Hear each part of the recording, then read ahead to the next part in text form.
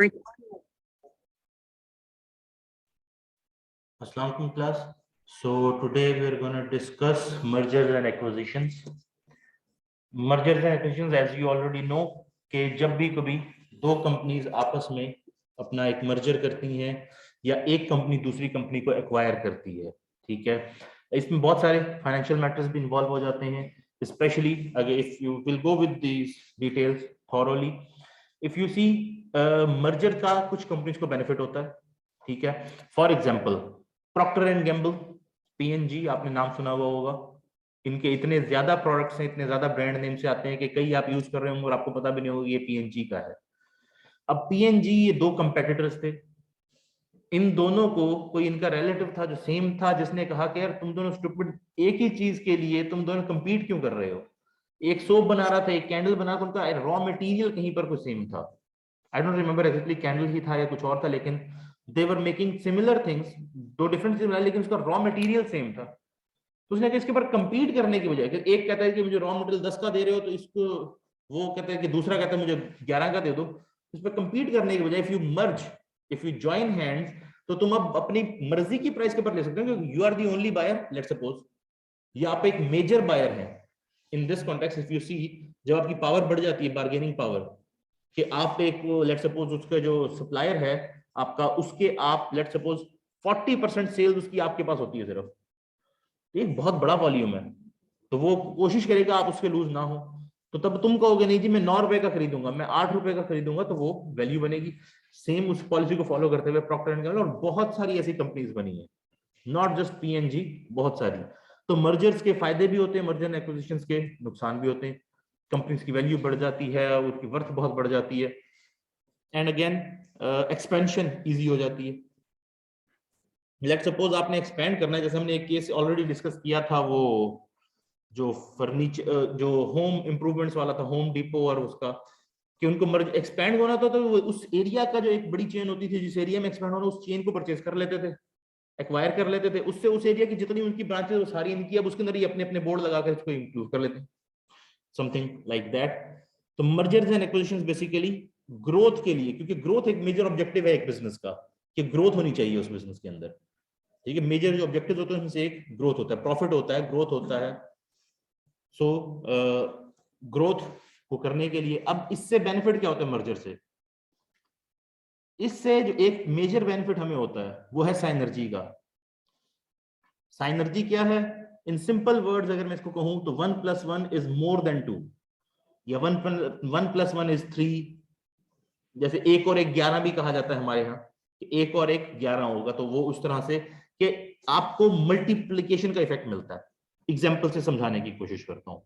जब आप अपने बिजनेस को ग्रो करेंगे, मर्ज करेंगे, एक बड़ा बिजनेस बनाएंगे, तो आपको ऑटोमेटिकली कुछ इकोनॉमीज ऑफ स्केल, कुछ बेनिफिट्स मिलेंगे. फॉर एग्जाम्पल, अगर आप अपनी ही एग्जाम्पल देखें, आपको कोई चीज परचेज करनी है, आपके पास सामने दो दुकानें हैं, एक वही टूटी सी पुरानी सी, एक अजीब सा टूटा हुआ काउंटर पड़ा हुआ, उसके पास पीछे सामान पड़ा है, वो एक लड़के को आवाज देता है कि भाई ये ला के दो इनको. जनरल स्टोर की बात कर रहा हूं अभी. एक नई इम्तियाज टाइप, लेट्स सपोज, कहां जाएंगे आप? You will yourself choose something bigger. और अगेन एक और एडवांटेज, इम्तियाज जो होगा वो आपको कुछ ना कुछ प्राइस कम पर भी चीज दे देगा, जबकि दूसरा शायद ना दे सके. क्यों? क्योंकि उसका मार्जिन उतना ही है ना, उसके लिमिटेड सा मार्जिन है. अब उसने तो 10 20 40 50 100 प्रोडक्ट रखा हुआ है जिसके ऊपर हर किसी का डिफरेंट मार्जिन है. और क्योंकि वो इतनी बल्क में परचेजिंग कर रहा है, उसने लेट्स सपोज उसके 50 स्टोर है पाकिस्तान में, उसने उन 50 स्टोर के लिए डायरेक्ट मैन्युफैक्चरर से परचेजिंग करनी है. जबकि एक जो छोटा सा स्टोर है, इसने होलसेलर से परचेज करना है, जिसने मैन्युफैक्चरर से या एजेंट से परचेज करना है उसने जाके मैन्युफैक्चरर से, तो उन सबका कमीशन भी इसने देना है. तो इतना फर्क आ जाता है. फिर वो मैन्युफैक्चरर के साथ बार्गेनिंग पावर रखता है कि भाई मैं तुम्हारी चीज प्राइम डिस्प्ले कर रहा हूं, मैं इधर बेच रहा हूं, मुझे इतने की जगह इतने की दो. ये वॉलमार्ट के बारे में कहा जाता है कि वो मैन्युफैक्चरर्स को बुला लेते हैं कि इस आइटम के मैन्युफैक्चरर्स की आज मीटिंग है, बुला लें सबको, और उनको बता देते हैं भाई तुम इतने % अपनी कॉस्ट घटाकर हमें प्रोडक्ट दोगे आज के बाद, बस हमें नहीं पता, वरना हम तुम्हारा माल अपने पास डिस्प्ले नहीं करेंगे.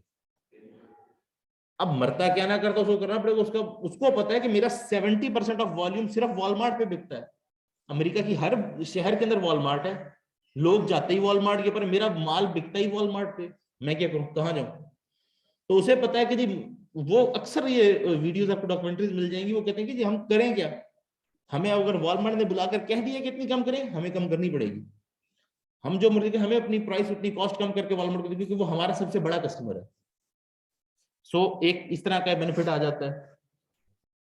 सिमिलरली आपको स्पेशलाइजेशन, स्पेशलाइज्ड लेबर, इस तरह के बहुत सारे बेनिफिट्स मिल जाएंगे। फॉर एग्जांपल, दो फर्नीचर मैन्युफैक्चरर्स हैं, टेबल मैन्युफैक्चर करते हैं, ठीक है।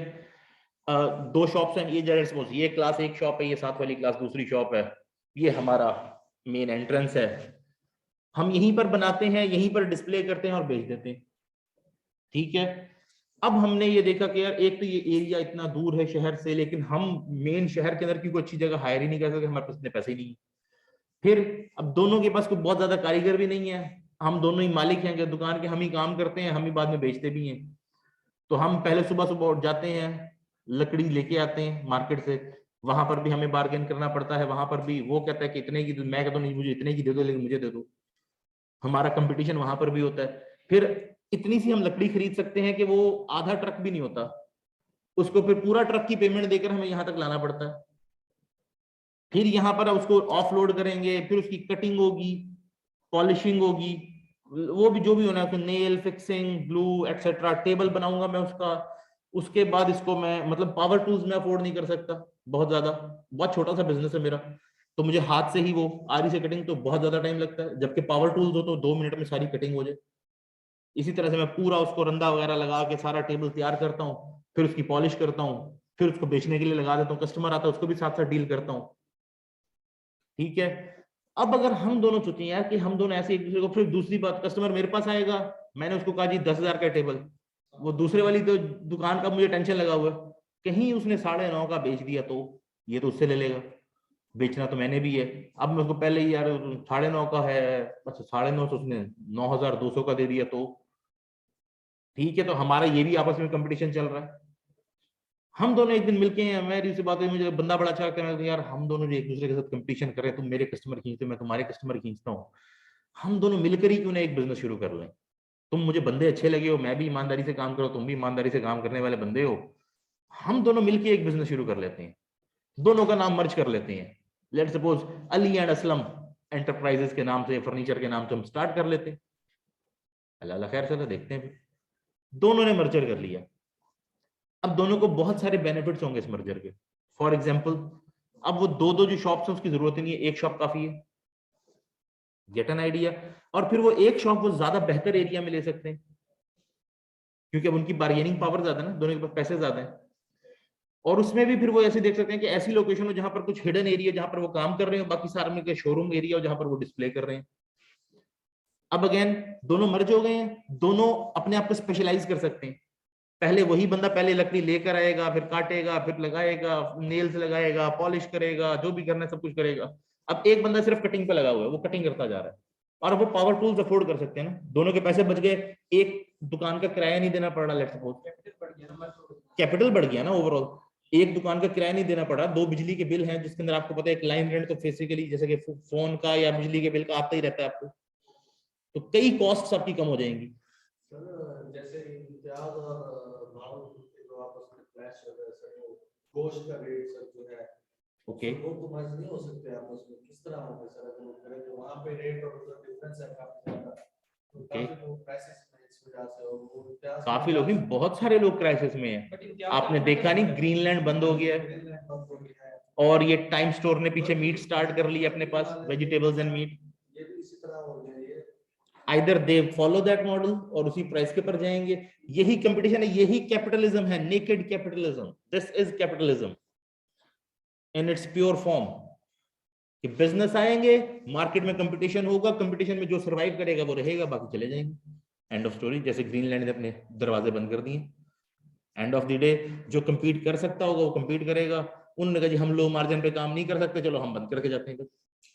बाकियों को कंपीट करना पड़ेगा, अपने मार्जिन इंप्रूव करने पड़ेंगे, अपने जो सप्लाई चेन है उसमें से जहां जहां कमीशन जा रहा है उनको कट करना पड़ेगा। आप इसको मैं एग्जांपल देता हूं एक आपको, आपने देखो ऑनलाइन स्टोर्स, ये कुछ अर्सा पहले, आज से 20 साल पहले की बात है कि ये स्टार्ट हुआ, जब इस एरिया में साउथ ईस्ट एशिया के अंदर स्पेशली सबसे बड़ा ये मार्केट इसकी स्टार्ट हुई इंडिया से, क्योंकि वो मार्केट बहुत बड़ी है जहां 1 बिलियन से ज्यादा कस्टमर है। तो डेफिनेटली पाकिस्तान में इतने कस्टमर ही नहीं है, वहां इतने ज्यादा कस्टमर ज्यादातर शुरू वहां से हुए। मैं वहां से क्योंकि एग्जांपल इसलिए दे रहा हूं क्योंकि वहां अब ये बड़ी मेच्योरिटी पे है। हमारे पास तो अब कोविड के बाद इतनी दुकानें ऑनलाइन खुली हैं जितनी कभी हमने सोची नहीं थी। अदरवाइज तो ये 5-4 होते थे, बड़ी मुश्किल से कोई एक आधा नया नजर आता था मुझे जब मैं सर्च करता था, वरना वही 5-4-7-10 बस वही होते थे, वही अपने प्रोडक्ट्स बेच रहे होते थे। अब ज्यादा है, लेकिन इंडियंस ने वो मंत्रा और पता नहीं कौन कौन सा, और उसकी एड्स अक्सर आती रहती थी, आपको आपस में इंटेंस कंपटीशन होता था इनका। फिर पाकिस्तानी जब शुरू हुए उनका भी इंटेंस कंपटीशन होता था, वहां पर ये भी होता था कुछ वेबसाइट मैंने देखी जहां पर कि जी प्राइस बीटिंग चैलेंज, आप हमें लिंक भेजेंगे कहां पर आपको इससे सस्ती चीज मिल रही है, हम आपको उसे सस्ती करके बेचेंगे। वो फिर भेजते थे लोग। अब उसने देखना है कि यार इसको सस्ती मिले, वो अपने सप्लायर भाई ये तुम्हें इसको क्यों सस्ती मिल रही है, मुझे क्यों महंगी मिल रही है यहाँ से। वो चेक करेगा जिसके अंदर कौन कौन से सप्लायर एक्स्ट्रा हैं, उनको निकालो, डायरेक्ट मैन्युफैक्चरर से बात करो ताकि मुझे कम से कम प्राइस में मिले, क्योंकि ऑनलाइन के अंदर लोग जाते ही वो हैं जिसको सस्ते चीज चाहिए। जी मैं सस्ते में ढूंढता हूँ, मुझे अच्छी प्राइस के अंदर। और अगेन 2 चीजें, एक वो चीज जो उसके शहर में नहीं मिल रही, जैसे कि एक गांव है वहां पर अच्छी चीजें नहीं मिलेंगी। इम्तियाज तो यहाँ है ना, यहाँ भी नहीं था कुछ साल पहले तक। कई चीजें जो आज ये चेज अप पे, ये चेज वैल्यू पे, इम्तियाज पे आपको मिल रही हैं, ये मुझे पता है कि इस शहर में नहीं मिलती थी, ये मुझे ऑनलाइन ही मंगवानी पड़ती थी। बहुत सारी चीजें ऐसी हैं, ठीक है। ये मिनीसो और ये सारे आने से पहले ये सब ऑनलाइन लेनी पड़ती थी कई चीजें इसमें से, अब अवेलेबल है। लेकिन अभी भी हमारे साथ ही अगर गांव है कुछ चक नंबर XYZ, वहां पर किसी को चाहिए, वो या तो यहाँ इम्तियाज पे आएगा या फिर ऑनलाइन परचेस कर सकता है। आज जो एक ऑप्शन उसके पास अवेलेबल है कि इतना ट्रेवल करके जो मैं जाऊं सिर्फ इतनी सी चीजें लेने के लिए, ऑनलाइन ऑर्डर कर देता हूँ आ जाएगी। तो आज लाइफस्टाइल चेंज हो गया ना लोगों को, बहुत सारी चीजें हमें भी वो चाहिए जो शायद पहले, आज से पहले हमारे जनरेशन ने कभी यूज ही नहीं की, ठीक है। सो वहां पर आया प्राइस कंपटीशन। ऑनलाइन के अंदर क्या होता है, आपने एक सर्च की, सारों की प्राइसेस सामने आ गई, ये इतने का दे रहा है, ये इतने का दे रहा है, इतने का, किसकी बिकेगी, जिसकी सबसे कम होगी। वहां पर उन्होंने ये इंटेंस कंपटीशन हुआ, इंडिया में बाकायदा बड़ा इंटेंस कंपटीशन हुआ इस प्राइसेस के ऊपर, सर्विसेज के ऊपर। हाँ, लेकिन आपने देखा होगा कि वो फिर बंद हो जाते हैं। जैसे कि जब दराज को एक्वायर किया अलीबाबा ने, पाकिस्तान में जब दराज को अलीबाबा ने एक्वायर किया और शिफ्ट किया इसका सारा सेटअप, तो उन्होंने ओपन कर दिया कि जो सेलर आने आके बेच सकता है। इससे पहले दराज वालों ने लिमिट किया होता कि सिर्फ इतने सेलर हैं, नए हम नहीं एक्सेप्ट कर रहे अभी तक। उन्होंने ओपन कर दिया, जो बेचना चाहे बेच सकता है। आज आपको मुझे याद है, ये इसका ये कन्वर्टर होते हैं, ये डिफरेंट आप देखते हैं, मैं कन्वर्टर्स यूज करता हूँ क्योंकि पाकिस्तान में भी USB A चल रही है, यहाँ टाइप C अब चल रही है बहुत कॉमनली, बहुत अरसे से इन्होंने टाइप C पे शिफ्ट कर दी है। मुझे कन्वर्टर चाहिए होता है, मैं दराज पे सर्च करूंगा, चाइना से शिप होता है, विदिन 21 डेज वो मेरे पास डिलीवर हो जाता है। और वो आता है चाइना से, जो पैकेज होता है वही पैकेज यहाँ पर मुझे नजर आता है कि चाइना की पोस्ट से यहाँ पर पोस्ट होकर आया मेरे पास। उन्होंने ओपन कर दिया कि चाइनीज भी बेचे, हम यहाँ से माल चाइना बेच सकते हैं दराज के थ्रू। आज गेट दिस आइडिया। अब उसमें हो क्या रहा है, तब शुरू में जब इन्होंने ओपन किया ना, इतने लोगों ने कहा जी अच्छा ये तो अंधे जो मर्जी बेच दो इसके ऊपर। लोगों ने फोटो डाली किसी और चीज की, पहुंचा कोई और चीज दी। लेकिन उनको भी पता था कि इससे थोड़ी रेपुटेशन तो हमारी खराब हो गई, हम बंद नहीं होने लगे। क्यों? क्योंकि उन्होंने एक बड़ा अच्छा सिस्टम, जो उनके पास एक सक्सेसफुल सिस्टम है, जो उन्होंने टेस्ट किया हुआ अपने पास रिव्यू का, वो रखा हुआ था। उन्होंने लोगों को एनकरेज किया आप रिव्यू लिखें यहाँ पर। इससे पहले रिव्यू बहुत कम होते थे दराज के ऊपर, आप देख लीजिए। मैं उन पायनियर में जिसने दराज शुरू में यूज करना शुरू किया था, कभी पहले मैं रिव्यू मैं भी देते हुए यार छोड़ो इसको क्या करना है, तो उन्होंने ऑफर स्कीम्स दी कि आप रिव्यू करेंगे तो आपको हम ये बेनिफिट देंगे। लोगों ने जब रिव्यू करना शुरू किया और कंप्लेंट करनी शुरू की, इसने मुझे सही माल नहीं बेचा, ऑटोमेटिकली ब्लैक लिस्ट होते गए लोग, उनको निकालते गए। अब उसके ऊपर सिर्फ वही बचे हैं, लगा उनको 1 साल 6 महीने, लेकिन अब वो क्लीन होकर सिर्फ वही बचे हैं लोग जो वाकई वहां बिजनेस करना चाहते हैं एक सही मार्जिन के साथ। जो वहां धोखा देता है, वहां रिव्यू देती है इसका प्रोडक्ट ना खरीदें, बंद, दैट्स इट। अब मुझे पता है दराज में मुझे कुछ परिचय, पहले मैंने रिव्यू देखने के इसका रिव्यू कैसा आया हुआ, क्योंकि अभी भी कुछ हैं ऐसे जो वहां पर 2 नंबरी कर देते हैं। अगर रिव्यू अच्छा आया हुआ देन फाइन, रिव्यू अच्छा नहीं आया हुआ I will not buy stuff from that seller. क्यों? वही चीज कम से कम 10 और सेलर वहां पर बेच रहे हैं। दराज मॉल भी अब क्या कॉन्सेप्ट है, वो इवन फुलफिल्ड बाय दराज क्या कॉन्सेप्ट है, ये इन्होंने अमेजन से बोरो की है। अमेजन ने किया था fulfilled by Amazon, fulfilment centres उन्होंने अपन किए थे, उनके ऊपर क्रिटिसिज्म भी बहुत है उसके ऊपर। Amazon को जो मैं एक हेट करता हूँ इस क्रिटिसिज्म की वजह से कि जो वहां पर वो अपनी लेबर के साथ ट्रीटमेंट करते हैं। लेट्स सपोज उनको लेबर यूनियन बनाने की परमिशन नहीं है। जब वो जॉब के लिए कॉन्ट्रैक्ट साइन करते हैं उसमें लिखा होगा कि आप लेबर यूनियन नहीं बना सकते। सबसे ज्यादा एक्सीडेंट्स का रेट है Amazon के अंदर, क्योंकि वर्किंग आवर्स बहुत ज्यादा है, लोगों की अटेंशन डाइवर्ट हो जाती है, तो वहां एक्सीडेंट्स भी हो जाते हैं बहुत ज्यादा। और वर्किंग इस तरह की है जी कि बंदा 2 मिनट खाली नहीं रह सकता, जाओ पार्सल लेके आओ लेके आओ लेके आओ लेके आओ, तो जल्दी करो, फिल करो सारी चीजें। तो पूरे पूरे एम्प्लॉय और फुल, जो अगर 8 घंटे की ड्यूटी है तो 8 घंटे वो ड्यूटी करते हैं बाकायदा। तो इस तरह के एतराज में उनको, लेकिन वो आइडिया उनका बड़ा अच्छा था।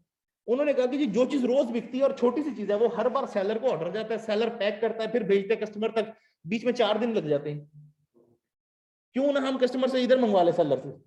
सेलर को कहा जी कि तुम्हारा माल बहुत बिक रहा है, इसकी रेटिंग बहुत अच्छी है, इसके 100 पीस हमारे पास भेज दो हमारे वेयर हाउस में, हम आगे पहुंचाएंगे। सेलर को क्या फायदा, उसने हर ऑर्डर पे दोबारा पैक करके उस ऑर्डर के लिए भेजना, उसने दोबारा सोचना ही नहीं। जो ऑर्डर आएगा उसका फुलफिलमेंट सेंटर गया, सेंटर वालों ने पैक किया, भेज दिया, जल्दी से पहुंच गया। Amazon प्राइम उसने लॉन्च किया फिर इसके बाद।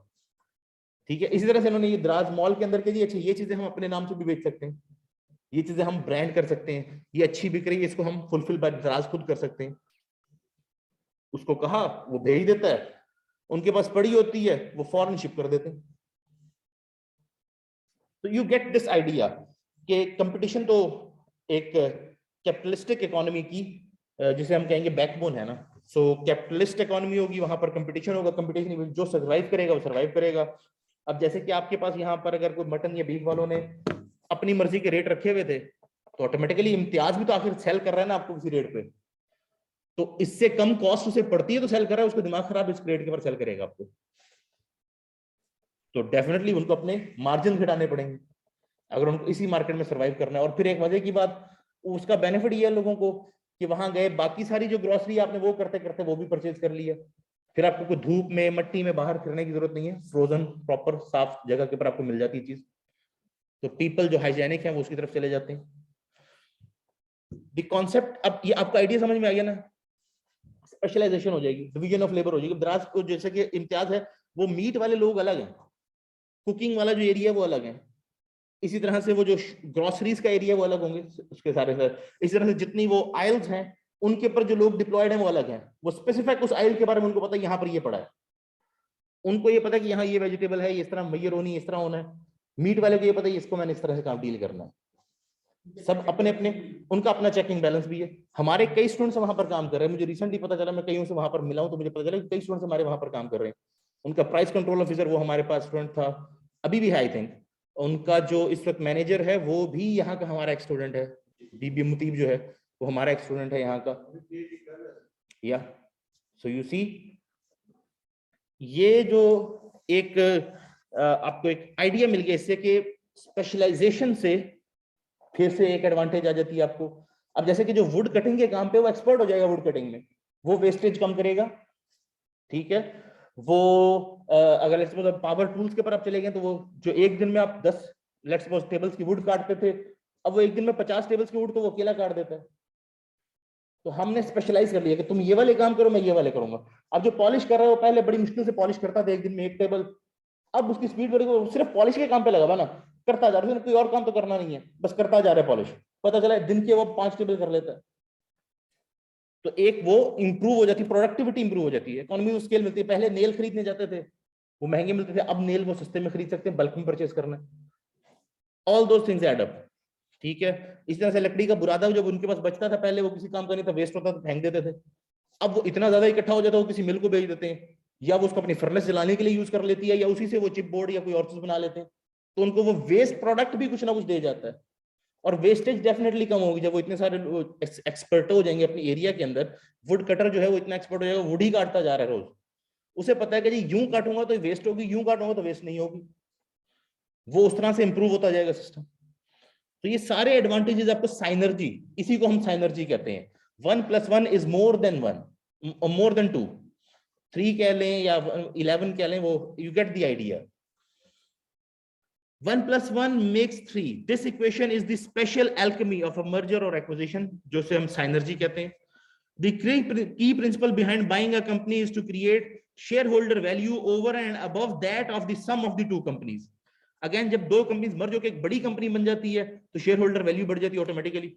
दो बड़ी है तो डेफिनेटली कंपनी की वर्थ ओवरनाइट बढ़ जाती है कि अब तो एक बहुत बड़ी पावर बन गई ना। लेट्स सपोज एग्जांपल देता हूं, पाकिस्तान के अंदर दो टेलीकम्युनिकेशन के जायंट्स अगर मर्ज हो जाए, ठीक है, let's suppose Jong merges with Ufone और कोई भी आपस में मर्ज हो जाए, ठीक है, अब ये आपको पता है कि बहुत बड़ी मार्केट उसे एक के पास चली गई, जबकि बाकियों के पास छोटी छोटी मार्केट है। तो जो उसका मार्केट की जो वर्थ उसकी बड़ी है वो इससे कई गुना ज्यादा बढ़ेगी जो दो कंपनीज के एसेट्स की वैल्यू थी, क्योंकि वो पावर उनकी ज्यादा हो गई है। अब उनके मार्केट शेयर बहुत बड़ा है एक ही कंपनी का, अब उनकी नेगोशिएटिंग पावर ज्यादा है, अब उनका इन्फ्लुएंस ज्यादा है। और एक कंपनी बड़ी चीज होती है, कंपनी आज गवर्नमेंट से ज्यादा पावरफुल है क्योंकि वो लॉबिंग करती है। अमेरिका के अंदर जितनी इलेक्शन कैंपेन है उसके अंदर पेमेंट किसने करनी है, उनको डोनेशन जो देनी है कंपनीज ने देनी है अपनी लॉबिंग के लिए कि मेरे इस चीज के हिसाब से लॉ बने ताकि मुझे इसके ऊपर इफेक्ट ना हो मेरे बिजनेस को। तो वो लॉबिंग करते हैं, वो गवर्नमेंट्स को इन्फ्लुएंस करते हैं, कई कंट्रीज में इन्फ्लुएंस करते हैं। हमारे पास तो हर गवर्नमेंट के साथ होता है ना, एक गवर्नमेंट अगर एग्रीकल्चर को सपोर्ट कर रही है, दूसरी गवर्नमेंट ने सीमेंट सरिया भेजना शुरू कर दिया, तीसरी गवर्नमेंट ने रियल एस्टेट चलानी शुरू कर दी। तो वो जिस जिस गवर्नमेंट के जिस जिस तरह के फाइनेंसियर्स होते हैं उन सेक्टर्स को बेनिफिट मिल जाता है, ठीक है। Two companies together are more valuable than two separate companies, at least that's the rationale behind mergers and acquisitions. Synergy is the magic force that allows for enhanced cost effectiveness of the new business. Synergy takes the form of revenue enhancement and cost savings. एक revenue बढ़ेगा आपका क्योंकि लोग अब देखेंगे यार वो जो दो छोटी छोटी शॉप्स के ऊपर लोग आते हुए देखते हो यार इससे देंगे। जैसे कि अब आपने फर्नीचर ही लेना है अगर, तो जो चनवन से ले रहा होगा वो हो चनवन जा रहा हूं मैं लेने के लिए, चाहे जितने का भी मर्जी ले, ठीक है। जो कि आम एक स्टोर से ले रहा होगा, अच्छा इससे लेना है चलो अब ले लेते हैं, ठीक है नो प्रॉब्लम, लेकिन दे वोंट बी हैप्पी। तो कस्टमर आपके पास वैसे घूमने फिरने आगे देखो यार इनके पास अच्छा है चनवन के पास, मैंने यहीं से लेना है। किसी के बच्चे फिक्स हो गए नहीं मैं तो यहीं से लेना है let's suppose.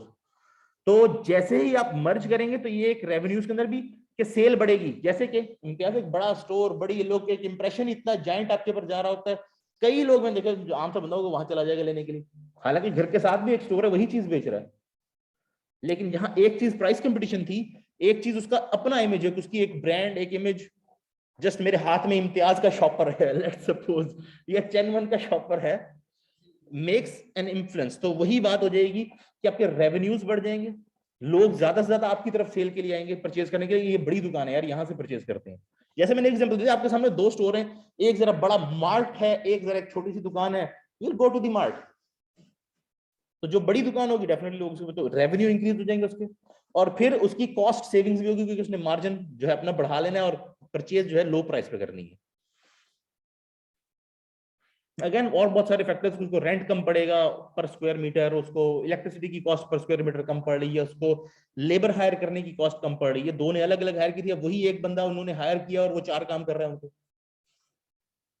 Synergy and types of synergy, ठीक है, it results from complementary activities. For instance, one firm may have substantial amount of financial resources while the other has profitable investment opportunities.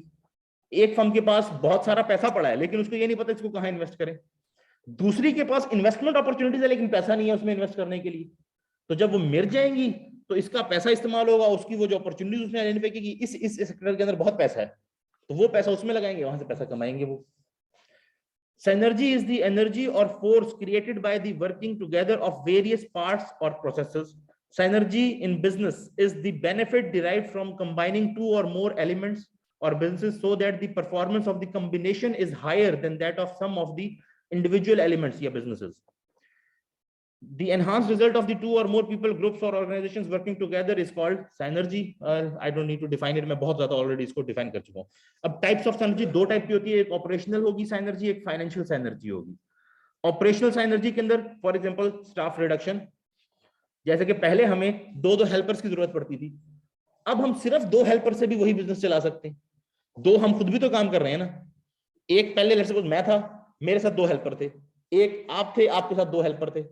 जब हमने मर्ज किया बिजनेस अपना तो अब हमें total दो हेल्पर चाहिए, एक मैं हूं आप हैं, दो बंदे, तो हम पहले 6 कर रहे थे काम, यही अब 4 लोग यही काम कर सकते हैं। डाउन साइजिंग भी कह सकते हैं, जैसे टेक्नोलॉजी हम ले आते हैं लेबर टेक्नोलॉजी लेते हैं उससे डाउन साइजिंग हो जाती है, लेकिन यहाँ पर क्योंकि वही वही काम है ना, उसके लिए 2 बंदे चाहिए थे हमें।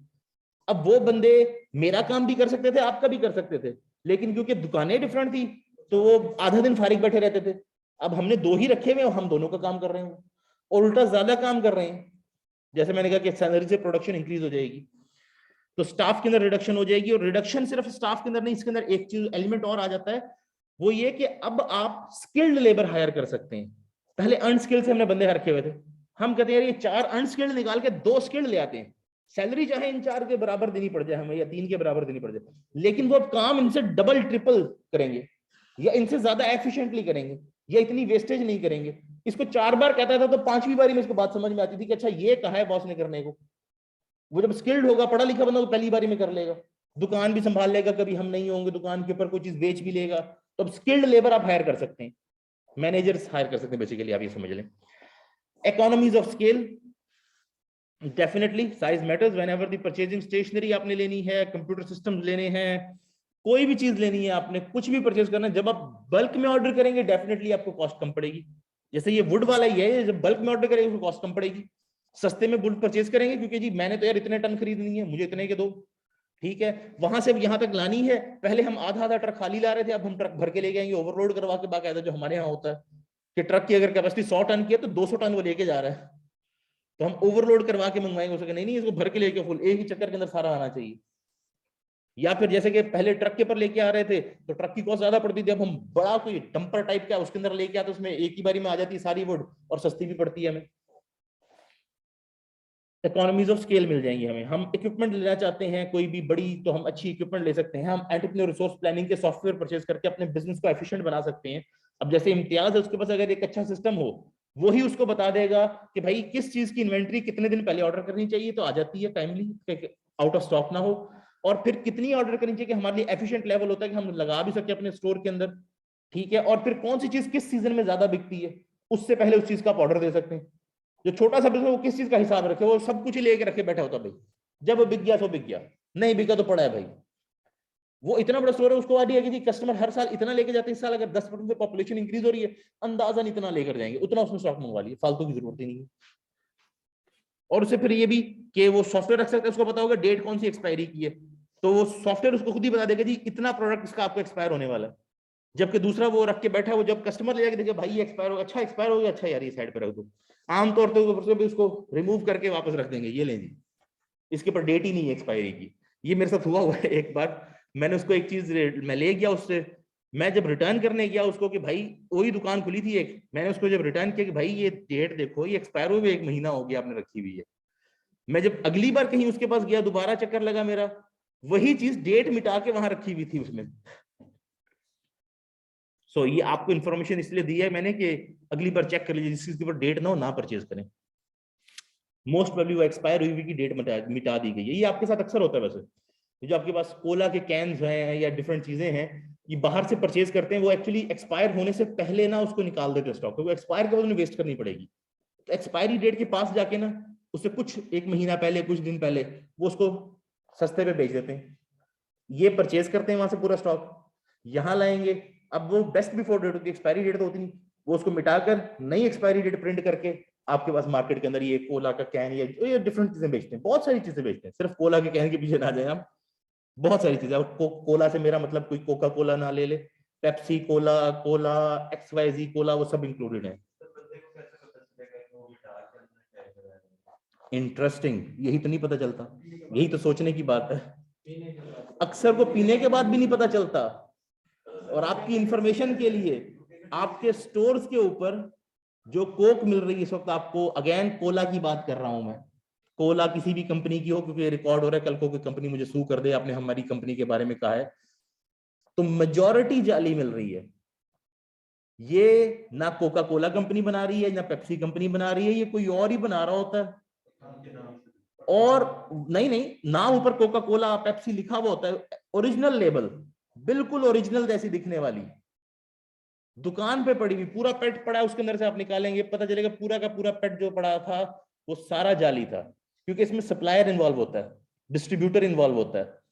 ये मुझे क्योंकि एक्चुअल स्टोरी बताई थी, मेरा दोस्त होता है पुलिस इंटेलिजेंस के अंदर, उसने कई छापे मारे थे इनके ऊपर कंपनीज पे जो ये बनाती हैं जाली।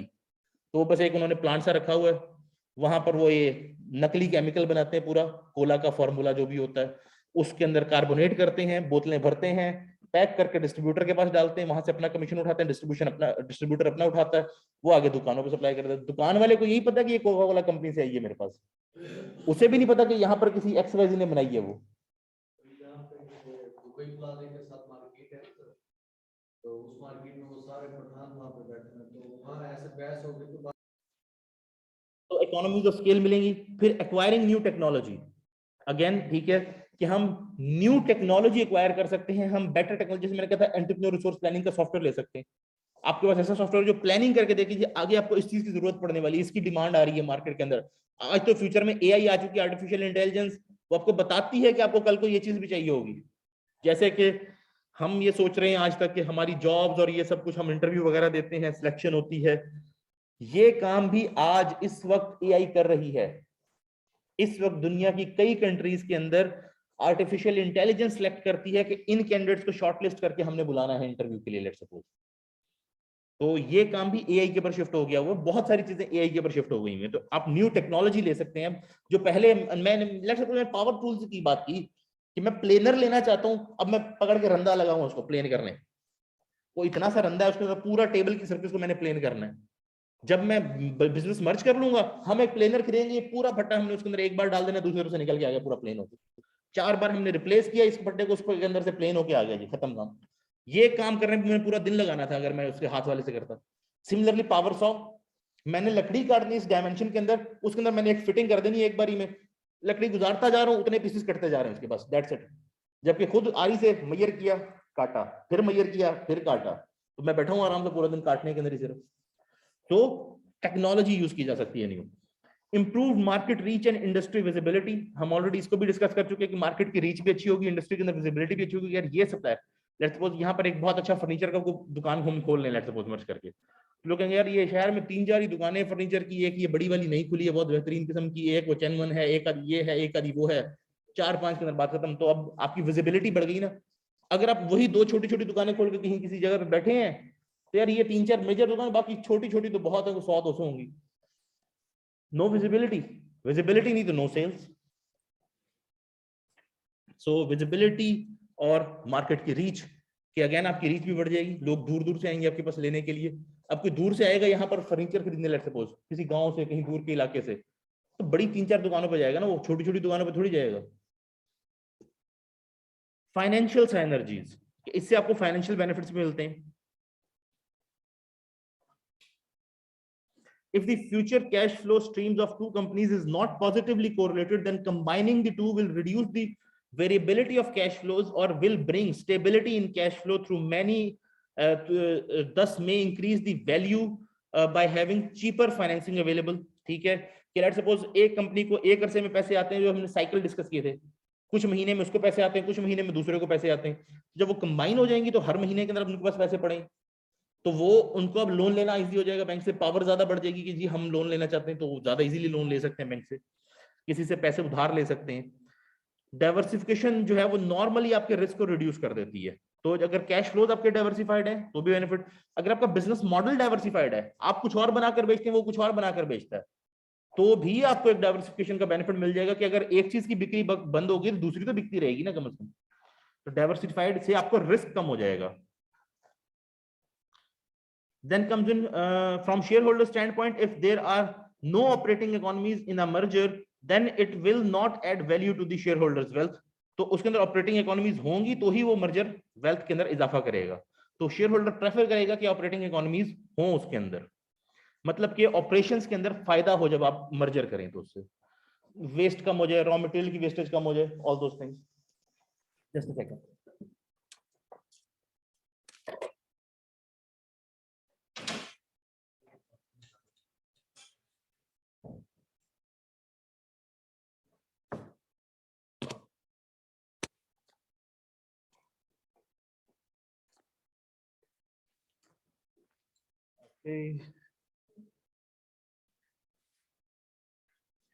This should be noted that managers often consider the total risk as their effect as this affects the job security and diversification. Arrangement can make sense from a managerial standpoint if not shareholders के job safety job security को भी वो देख रहे होंगे managers को कि कितनी हद तक हमारी job safety security रहेगी. Other synergies जैसे कि surplus human resource, पहले अगर हमारे पास 4 बंदे थे, अब हम या तो 2 कर सकते हैं या उन्हीं 4 को रख सकते हैं, उनसे ज्यादा efficient 4 बंदे रख सकते हैं, या उन 4 को भी रखते हैं, उनसे डिफरेंट काम करवाकर हम उनसे ज्यादा बेनिफिट ले सकते हैं. सिमिलरली हम उनमें से किसी को ये भी काम दे सकते हैं कि भाई तुम सेल्स का काम भी करो, बेचो जाके, लोगों को एनकरेज करो, हमारी दुकान से चीजें ले, बाकी सारे मैन्युफैक्चरिंग करें. सरप्लस कैश फ्लोज कि अब डेफिनेटली जब 2 बिजनेस हमने मर्ज किए हैं, अब 2 दुकानों की किराए की जगह एक क्या किराया जा रहा है, दोनों के बिजली के मीटर के ऊपर जो फिक्स्ड लाइन रेंट है या और बिजली की कॉस्ट वगैरह है उसकी जगह एक की जा रही है, तो कई कॉस्ट हमारी कम हो जाएंगी. उसकी वजह से हमारे पास सरप्लस कैश फ्लो आ जाएगा, कैश बच जाएगा जिसको हम और या तो डिफरेंट डाइवर्सिफाइड बिजनेस में लगा सकते हैं या इसी बिजनेस को इंप्रूव करने में लगा सकते हैं इकोनॉमी ऑफ स्केल अचीव करने के लिए.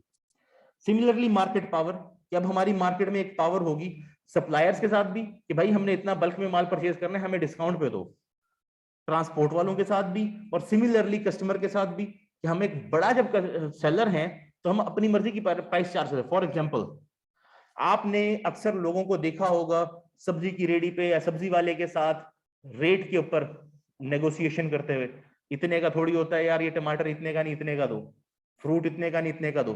कभी किसी को इम्तियाज के ऊपर नेगोशिएट करते हुए देखा है? So you get the idea कि वो आपकी एक मार्केट पावर कस्टमर के साथ भी बन जाती है कि कस्टमर भी वहां उसको पता है यार इसने यही प्राइस के ऊपर देना है, लेना है तो लेना पड़ेगा, अदरवाइज नो. सो उसको नेगोशिएट करने का ख्याल ही नहीं आता वहां पर कि मैं नेगोशिएट करूं. सिमिलरली ऑर्गेनिक ग्रोथ, अगर इसको हम इन सिंपल टर्म्स लें तो ये ग्रोथ का जो मेथड है ये बेसिकली ज्यादा ऑर्गेनिक है और ज्यादा रैपिड है, ज्यादा स्पीडी है. इसके अंदर ग्रोथ जो है वो ज्यादा स्पीडी होगी as compare to other methods. ठीक है, अदरवाइज आपको पहले कहीं पर एक ब्रांच खोलनी है, फिर दूसरी उसके करीब की ब्रांच खोलनी, फिर तीसरी उसके करीब की ब्रांच खोलनी. यहाँ आप जब मर्जर या एक्विजिशन कर रहे हैं तो उस बिजनेस की ऑलरेडी ब्रांचेस हैं, जहां जहां मेन मार्केट्स हैं, जहां जहां मेन एरिया जहां होनी चाहिए ब्रांच, वहां उसकी ऑलरेडी ब्रांच है. जब आप मर्ज करेंगे तो आपकी वो ब्रांचेस भी हो जाएंगी. अब आपको इंडिविजुअली अलग अलग नहीं खोलनी. फिर आपको जैसे मैंने बताया था कि हम जब कैपिटल बजटिंग कर रहे होते हैं, हम एक इन्वेस्टमेंट करके अगर उससे पीछे आते हैं तो हमें लॉसेस होती हैं. सिमिलरली हम जब ये नई दुकान खोलने जाएंगे तो हमें तब भी वो लॉसेस होने थे, लेकिन जब हम ये एस्टेब्लिश्ड ऑलरेडी ले रहे हैं तो वो लॉसेस ऑलरेडी, वो जो कॉस्ट्स हैं वो ऑलरेडी डेप्रिसिएट हो चुकी हैं उसके अंदर, तो हमें उस लेवल की एक्सपेंसिव नहीं पड़ेगी वो shop. Now the types of mergers. ठीक है, ये आप सबने पहले पढ़े हुए होंगे. Horizontal merger, basically same businesses दो जो मर्ज हो जाए, जैसे कि हमने ये फर्नीचर मैन्युफैक्चरर या टेबल मैन्युफैक्चरर की बात की थी कि 2 टेबल मैन्युफैक्चरर्स मर्ज हो जाए, ये हॉरिजॉन्टल होगा. ठीक है, 2 फ्लोर मिल्स मर्ज हो जाए, हॉरिजॉन्टल. ठीक है, इसी तरह से कोई भी ऐसी फर्म्स जो सेम इंडस्ट्री, 2 स्कूल मर्ज हो जाए, हॉरिजॉन्टल मर्जर. 2 यूनिवर्सिटीज मर्ज हो जाए, हॉरिजॉन्टल मर्जर. हाँ, then comes in the vertical merger. अब इसमें डिफरेंट 2 टाइप्स आ जाती हैं. एक बैकवर्ड वर्टिकल मर्जर है, ये बैकवर्ड वर्टिकल इंटीग्रेशन है, और दूसरी फॉरवर्ड वर्टिकल इंटीग्रेशन है, ये मर्जर है. ठीक है, बैकवर्ड वर्टिकल मर्जर क्या है कि लेट्स सपोज मैं कॉटन की जिनिंग करता हूं, ठीक है, और मैं अब फार्म भी परचेज कर रहा हूं जिसके ऊपर कॉटन उगती है, या फिर मैं स्पिनिंग करता हूं धागे की स्पेशली. ठीक है, तो मैं जिनिंग वाली फैक्ट्री भी परचेज करूं जो पहले जिन करके दे मुझे कॉटन, और फिर मैं उसकी स्पिनिंग करूं आगे. ठीक है, ये बैकवर्ड मर्जर है कि मैंने अपना सप्लायर परचेज कर लिया जिससे मैं रॉ मटेरियल खरीदता हूं. ठीक है, एक है फॉरवर्ड मर्जर जिसके अंदर मैंने अपने कस्टमर को परचेज कर लिया. ठीक है, मैं धागा बना रहा था, स्पिनिंग कर रहा था, आगे उस धागे से जो कपड़ा बनाने वाला था मैंने उसकी दुकान को परचेज कर लिया, या उस कपड़े से जो रेडीमेड गारमेंट बनाता था मैंने उसको परचेज कर लिया. तो ये फॉरवर्ड मर्जर हो गया. शुगर मिल किसको परचेज कर दी थी? ये तो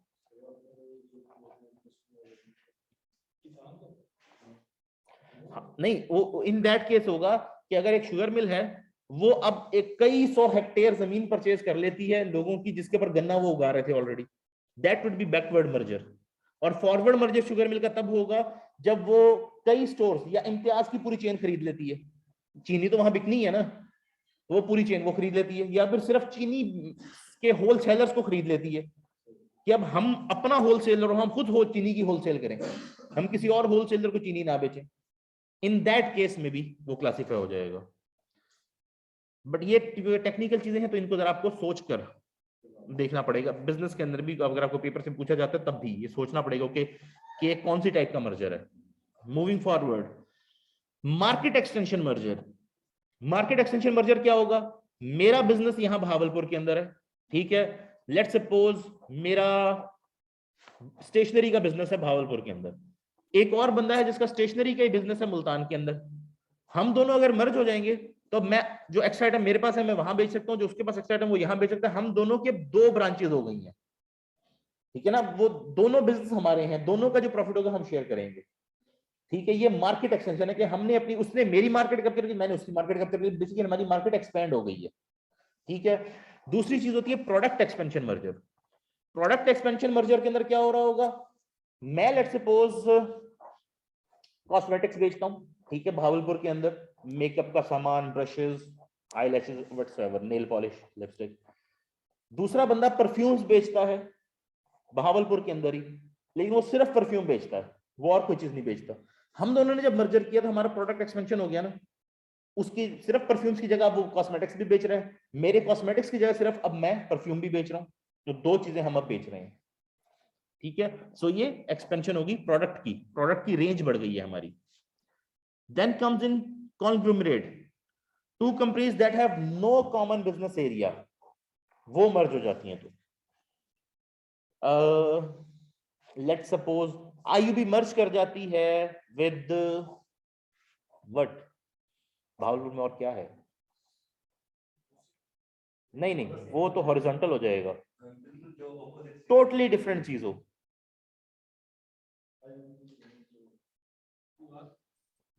विद अ रेस्टोरेंट 4 सीजन के साथ, लेट्स सपोज एसएस वर्ल्ड के साथ हो जाती। अब एसएस वर्ल्ड का टोटल डिफरेंट बिजनेस मॉडल है, इसका टोटल डिफरेंट बिजनेस मॉडल है, तो that would be a conglomerate, ठीक है। ये कॉन्ग्लोमरेशन हुई है, 2 ऐसे बिजनेसेस मर्ज कर गए जिनका आपस में कोई ताल्लुक ही नहीं है। एक बहुत बड़ा रिजॉर्ट है, ठीक है, वो मर्ज कर जाता है वहां पर एक बड़े मॉल के साथ, अब इनका आपस में कोई ताल्लुक नहीं है, ठीक है। तो दीज वुड बी कॉन्ग्लोमरेट, कि वो एक डिफरेंट इंडस्ट्री के अंदर मर्ज कर रहे हैं, तो भी डिफरेंट हो जाएगा। अगेन कि वो टोटली एक लैंड डेवलपमेंट अथॉरिटी है, वो लैंड डेवलप करती है, हम सिर्फ एजुकेशन प्रोवाइड करते हैं, तो हमारा दोनों का आपस में कोई लिंक नहीं है। Again conglomerate.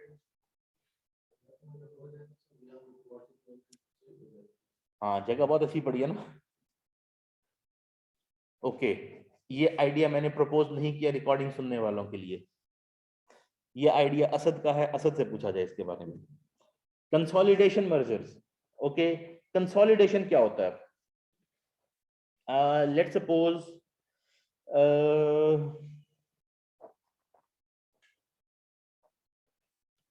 हम इसको कंसोलिडेशन को अगर मैं आपको एग्जांपल दूं, तो कंसोलिडेशन मर्जर वो होगा जहां पर हम 2 कंपनीज को मर्ज कर रहे हैं। अब this could be a horizontal merger, this could be a vertical merger, this could be a conglomerate merger, लेकिन ये वो मर्जर होगा जिसके अंदर पिछली कंपनीज डिसॉल्व हो जाएंगी और एक नई कंपनी बनाई जाएगी। अब ठीक है, पहले तो ये मर्जर जो था ना, हम उसके अंदर ये हो रहा था कि हम कोई एक रख लेते थे, दूसरी को बंद कर देते, लेट्स सपोज ये दोनों को ही एक डिफरेंट नेम न्यू ऐड करके हम उसको चला रहे।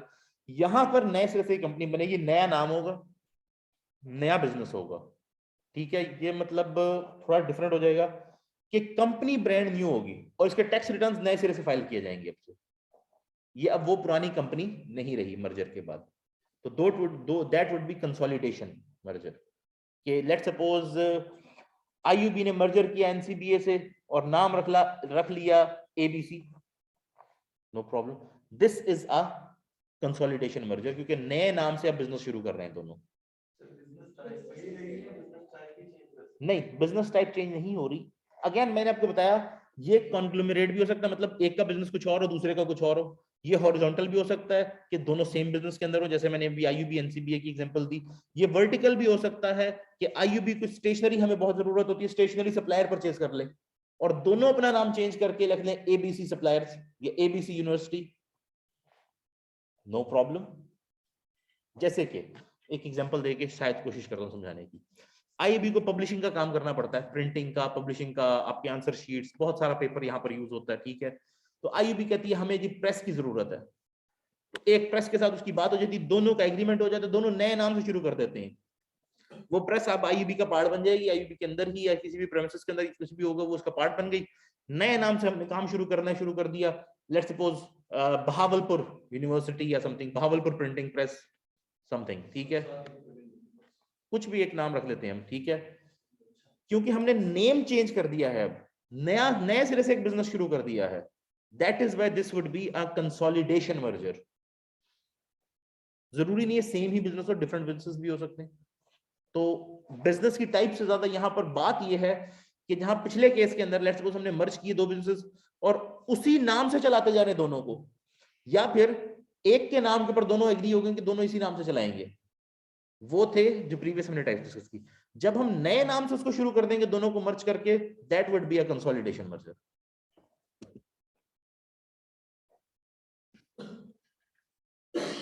Okay, why mergers fail? कि मर्जर्स फेल क्यों होते हैं? ओके, सबसे पहली चीज लैक ऑफ प्लानिंग या ओवर ऑप्टिमिस्टिक प्लानिंग। ठीक है, कि हमने जब मर्जर किया ना बहुत खुश, ओहो मर्जर होगा, कंपनियां बड़ी हो जाएंगी, इकोनॉमीज ऑफ स्केल भी मिलेगी, ये भी होगा वो भी होगा, ये सारे बेनिफिट्स होंगे। प्लानिंग हमने की नहीं उसके लिए, हमने कुछ नहीं सोचा कि क्या हो रहा है कैसे होगा। पता बाद में ये चला मर्जर करने के बाद कि जी जहां पर हमारी ब्रांचेस थी वहीं पर तो दूसरी कंपनी की ब्रांचेस थी, हमें तो कोई फायदा नहीं हुआ। जैसी फैसिलिटीज हमारी थी वैसी उसके पास थी, हमें कोई फायदा नहीं हुआ किसी भी कंपनी को। ठीक है, लेट्स सपोज फाइजर के पास बहुत सारे पैसे पड़े थे बचे हुए, क्योंकि वहां पर ना वो वेल्थ मैक्सिमाइजेशन की तरफ जा रहे हैं ज्यादा, तो वो क्योंकि इन्वेस्टर चाहता है कि मेरे पैसे मुझे वापस ना दिए जाए, डिविडेंड देंगे ना मुझे टैक्स देना पड़ेगा, मुझे डिविडेंड नहीं चाहिए, इसको कहीं इन्वेस्ट कर दो, कंपनी कर दे, मैं डिविडेंड लेने में इंटरेस्टेड नहीं हूँ। ठीक है, तो उन्होंने जो इतने पैसे आए पड़े इनका क्या करें, जैसे कि अभी उनके पास बहुत ज्यादा इकट्ठे हो गए होंगे वैक्सीन बेचने के बाद फिर से, तो उन्होंने जाके जीएसके को परचेज करने की ऑफर की ब्रिटेन के अंदर कि ये पैसे वहां जाएंगे अमेरिका से, वहां जाके इन्वेस्ट हो जाएंगे, बस ठीक है खत्म, हम जीएसके परचेज कर लीजिए हमने इसके साथ। ठीक है, वो डील उनकी फाइनल नहीं हुई, लेकिन इस तरह से वो डिफरेंट कंपनीज को उन्होंने परचेज करने की इस तरह से ऑफर देते हैं। अब इस केस के अंदर उन्होंने जब परचेज के बाद चला, ओहो यार वो भी वही रिसर्च कर रहे थे जो हम कर रहे थे, उनके पास भी वही चीजें जो हमारे पास है, दवाइयां बिक रही हैं, हमें क्या फायदा उसको परचेज करने का। ठीक है, तो आप पहले से प्लानिंग करते हैं कि हाँ ये कोई नई चीज के ऊपर काम करे जो हमारे फ्यूचर में काम आ सकती है। इनकी ब्रांचेस डिफरेंट एरियाज में, ये डिफरेंट ज्योग्राफिकल लोकेशन में बेचते हैं। ठीक है, ये डिफरेंट मार्केट्स को टारगेट करते हैं, ये डिफरेंट प्रोडक्ट बनाते हैं, ये इनकी फ्यूचर रिसर्च की जो नई गोलियां ये बना रहे हैं, ये उन एरियाज में बना रहे हैं जिनमें हम नहीं बना रहे। तो जो हमारी बनेंगी वो अलग बिकती रहेंगी, इनकी बनेंगी वो अलग बिकती रहेंगी, दोनों से प्रॉफिट आएगा। पता चले दोनों एक ही रिसर्च कर रहे हैं, दोनों के ऊपर पैसे लग रहे हैं प्रोजेक्ट के रिसर्च करने पे, makes no effect. Okay, unreasonable कि एंड ऑफ रिजल्ट एक ही चीज निकले, बेचने वाली तो वही एक गोली बनी ना, दो कंपनियां अलग अलग बना रही हैं उसे, दोनों की रिसर्च का खर्चा हम पे कर रहे हैं। तो इन दैट कॉन्टेक्स्ट सिमिलरली एक बैंक है, दो वो मर्ज हो जाते हैं, जब वो ब्रांचेस के ऊपर मर्ज हो गए बाद में पता चला जी कि ये साथ साथ तो ब्रांचेस खड़ी इनकी सारी, पाकिस्तान में 100 ब्रांचेस, इनकी टोटल 150 ब्रांचेस हैं, 100 बिल्कुल साथ साथ हैं, मतलब 100 ब्रांच यूजलेस हो गई है। Makes no sense. आपने उसकी लेबलिंग भी चेंज करनी है, बहुत सारा कुछ और चेंज करना है, डेकोरेशन डिजाइन वगैरह। लेट्स सपोज आपने एक ही अगर नाम या कुछ चेंज कर, वो जो एक साथ 100 ब्रांचेस है उनको क्या करना है? आई थिंक वो मर्जर से ज्यादा एक प्रोजेक्ट बेस्ड मर्जर है, क्योंकि अब सोनी अपने मोबाइल फोन बेच रहा है इस वक्त, एरिक्सन के साथ अब वो नहीं सेल कर रहे। ठीक है, ये तब की बात है जब Sony was the pioneer in marketing, उनको बेचना आता था प्रोडक्ट, सोनी का नाम चलता था, सोनी को बेचना आता था। अब तो बहुत कम हो गया है, सोनी से ज्यादा अभी Samsung and all these are working. तो तब सोनी वॉज द पायनियर, तो उनको मार्केट करना आता था, चीज को बेचना आता था, लेकिन उनके पास सेलफोन बनाने की टेक्नोलॉजी नहीं थी। वो टीवी वगैरह चीजें बनाते थे, सेलफोन की टेक्नोलॉजी उनके पास इतनी अच्छी नहीं थी, या बना नहीं सकते थे अच्छा सेलफोन। तो वो एरिक्सन के पास थी, एरिक्सन बहुत अच्छा सेलफोन बनाती थी, लेकिन उन्हें बेचना नहीं आता था, मार्केटिंग उनकी बहुत वीक थी। जैसे कि एप्पल के बारे में कहा जाता है कि जब तक स्टीव जॉब नहीं था वो बेचने नहीं आता, सामान बेची नहीं जाती उनसे मैक्स। स्टीव जॉब्स वापस लेकर आए हैं उसने, जैसे कि आईपॉड, फिर उसके बाद आईफोन, ये आईपैड, मैक्स, इनको पूरे को रिवाइज कर दिया और फिर उसकी सेलिंग स्ट्रेटजी सारी सेट की। Nobody else had thought before that. तो एरिक्सन के पास इस तरह का बंदा नहीं था जो जाके बेच सके। अब स्टीव जॉब्स के पास वो एक एबिलिटी थी मार्केट करने की, जिसको कि एक दिन जब वो अपने WTC उनकी जो होती है इंटरनेशनल कॉन्फ्रेंस, जिसके ऊपर न्यू प्रोडक्ट लॉन्च करते हैं, स्टेज पे पहुंच गया एक एनवेलप लेकर, वो कह रहे आज मेरे पास तुम्हारे बड़ा रेवोल्यूशनरी प्रोडक्ट है और ये मेरे हाथ में। लोग परेशान, ये एनवेलप में से क्या निकालेगा? This was what he brought out, a MacBook air. उसने कहा जी ये इतनी थिन, दुनिया का थिनेस्ट लैपटॉप हमने बनाया है कि इतनी थिन और इतनी छोटी है कि कोई भी इसको एक छोटे A4 साइज के एनवेलप में कैरी कर सकता है। और ये बड़ा यूनिक सेलिंग पॉइंट बन गया इसका। That's a fact. उसकी सेलिंग की एबिलिटी थी, तो सोनी के पास सेलिंग एबिलिटी थी। एरिक्सन को मोबाइल उन्होंने एक मर्जर किया था टेम्परेरली कि वो सोनी को, जब वो मैन्युफैक्चरिंग टेक्नोलॉजी आ गई है तो अब सोनी अपने नाम से बेचता है सेलफोन, एक्सपीरिया आई थिंक। सो वो एक इस टाइप का मर्जर था। वो अगर आप ये देखें, दोनों कंपनीज खत्म नहीं, दोनों सेपरेट सेपरेट अभी भी एग्जिस्ट कर रही है। सोनी तो अभी भी है। सोनी के बाकी सारे प्रोडक्ट सोनी एरिक्सन के नाम से नहीं बिकते, वो सोनी के नाम से ही बिकते थे। इस तरह का मर्जर भी हो सकता है, डिफरेंट टाइप्स है इसके अंदर, हर चीज पॉसिबल है, हाइब्रिड। तो पहली चीज लैक ऑफ प्लानिंग या ओवर प्लानिंग कि आपने ओवर ऑप्टिमिस्टिक कर लिया, ओए होए ये बिजनेस हम ज्वाइन करेंगे तो बहुत बड़ा बिजनेस बन जाएगा, हम बहुत सक्सेसफुल हो जाएंगे, हम बहुत कुछ अर्न करेंगे। ह्यूमन इंटीग्रेशन सेकंड चीज। अब दो डिफरेंट कंपनीज है, डिफरेंट कल्चर्स हैं, उनके चलने के तरीके डिफरेंट है, जॉर्गन्स तक डिफरेंट होते हैं बात करने के आपस में कंपनीज में। आप कभी किसी डॉक्टर से बात करके देखेंगे, आपको पता चलेगा यार ये तो अजीब अजीब सी चीजें बोलता है, इसकी मुझे समझ ही नहीं आती। जो आपस में टर्म आपके सामने करूंगी, इसको हार्ट अटैक हुआ है, इसको एमआई हुआ है, इसकी हिस्ट्री क्या थी, इसके अंदर ये बंदा परेशानी, यदि आपस में क्या डिस्कस करें, मैंने इसको कुछ और बताया, उस बंदे को हार्ट अटैक हुआ, वो आपस में कुछ और लगे हुए। इस तरह कंपनीज की लैंग्वेज है, उनकी एम्प्लॉयज की आपस में बॉन्डिंग है, उनकी एक लेट्स सपोज एक कल्चर बना होता है ऑर्गेनाइजेशन के अंदर। तो अगर वो दोनों एम्प्लॉयज कंपनीज के आपस में मर्ज नहीं हो सकते, इंटीग्रेट नहीं हो सकते, दोनों का कल्चर बड़ा डिफरेंट है, तो भी कॉन्फ्लिक्ट्स होंगे और सक्सेसफुल नहीं होगा मर्जर। इस तरह से कॉर्पोरेट कल्चर है कि उनका कल्चर ही डिफरेंट है, वो बड़ा लेजी सा कल्चर है, ये बहुत एफिशिएंट किस्म का कल्चर है, अब वो दोनों आपस में मर्ज नहीं हो सकेंगे, कंपनी सक्सेसफुल नहीं होगी मर्जर के बाद। तो ये ड्यू डिलिजेंस करना बहुत जरूरी होता है। लैक ऑफ कम्युनिकेशन, कि दोनों कंपनीज के जो एम्प्लॉयज हैं, जो उनकी वर्किंग है, मैनेजमेंट, उसके आपस में कम्युनिकेशन ना हो। सिमिलरली टैलेंट डिपार्चर, जैसे ही लोग देखते हैं कि ओहो कंपनीज मर्ज होने लगी है, अब तो जी एक्स आने वाला है, मतलब जॉब स्लैशिंग होगी, जब डाउन साइजिंग होगी तो हम भी जा सकते हैं, सबसे पहले टैलेंटेड लोग भागते हैं। और टैलेंटेड लोग जब जाएंगे, वो अपने साथ आपकी कंपनी के बेस्ट कस्टमर भी लेकर जाएंगे साथ ही, क्योंकि कस्टमर की रिलेशनशिप उस एम्प्लॉय के साथ बनी हुई होती है, कंपनी के साथ नहीं होती। फॉर एग्जांपल बैंकर्स आपके पास अक्सर आप देखेंगे, वो बैंकर जैसे ही ब्रांच मैनेजर एक ब्रांच से हमारे यहाँ दूसरी में शिफ्ट करता है, वो अपने साथ कई मेजर कस्टमर्स को भी उठा के ले जाता है अपने साथ ही दूसरी ब्रांच, क्योंकि आप मेरे साथ, आपकी मेरे साथ डीलिंग है ना, आपकी बैंक के साथ डीलिंग तो नहीं है, तो अपने साथ कस्टमर भी ले जाते साथ ही। सिमिलरली वो एक तो टैलेंट डिपार्चर होगा, सबसे टैलेंटेड लोग सबसे पहले निकल जाएंगे, अच्छी अपॉर्चुनिटी देखे, अभी जॉब है, अभी अभी अच्छी प्राइस के ऊपर, इससे ज्यादा सैलरी देने वाले से ले लूं। एक बार जॉब चली गई तो लोग कम सैलरी के ऊपर हायर करेंगे, फिर मुझे, फिर मेरे पास वो बात नहीं रहेगी। तो सबसे पहले टैलेंटेड लोग डिपार्चर करते हैं, जो काम के एफिशिएंट लोग होते हैं वो छोड़ के चले जाते हैं कि स्लैशिंग तो नहीं, कोई पता नहीं कल को मुझे निकाल दे। डेफिनेटली डाउन साइजिंग करेंगे जब दो कंपनीज मर्ज होंगी बड़ी, तो एक उनके साथ ये इशू हो जाता है। दूसरा, फिर जब वो जाते हैं तो टैलेंट डिपार्चर के साथ लॉस ऑफ कस्टमर्स भी हो जाता है, कि वो अपने साथ अच्छे कस्टमर्स को साथ ले जाते हैं, मेजर कस्टमर्स जो उनके साथ डील कर रहे थे उनको साथ ले जाते हैं। टैलेंटेड लोग वही थे, तो अच्छे सबसे बेस्ट आपके कस्टमर्स भी उनके पास होंगे, वो उनको भी अपने साथ ले जाएंगे, आप मेरे साथ हैं, मैं वहां आपको सर्विस प्रोवाइड करूंगा, इससे भी अच्छी प्रोवाइड करूंगा। जैसे कि अभी रिसेंटली अमेरिका ने लैटिन अमेरिका में जो किया हुआ है, कि वहां उन्होंने अपने फॉरेन सेक्रेटरीज को भेजा है कि जी उनको जाकर कहो कि जी जो चाइना देगा ना तुम्हें बनाकर, या जो तुम्हें चीज चाइना ऑफर कर रहा है हम भी वही ऑफर कर देते हैं, आप हमारे साथ रहेंगे, चाइना के साथ नहीं जाएंगे, क्योंकि चाइना का इन्फ्लुएंस बहुत बड़ा था दुनिया के अंदर।